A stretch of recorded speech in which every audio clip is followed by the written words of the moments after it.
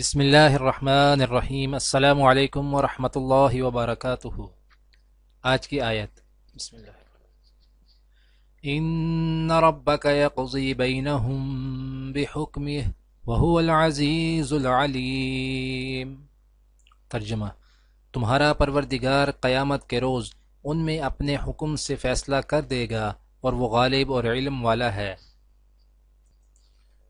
آج کی دعا بسم اللہ الرحمن ربنا اتمم لنا نورنا واغفر لنا انك على كل شيء قدیر۔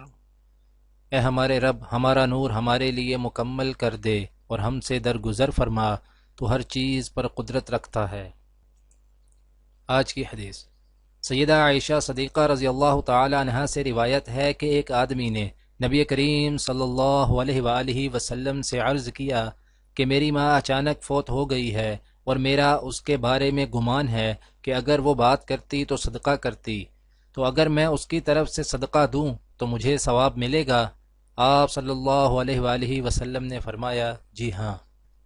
دعا ہے کہ اللہ تعالی دنیا اور آخرت کی تمام بھلائیاں عطا کرے، عمل کی توفیق دے۔ سبحان ربک رب العزت عما یصفون وسلام علی المرسلین والحمد للہ رب العالمین، آمین۔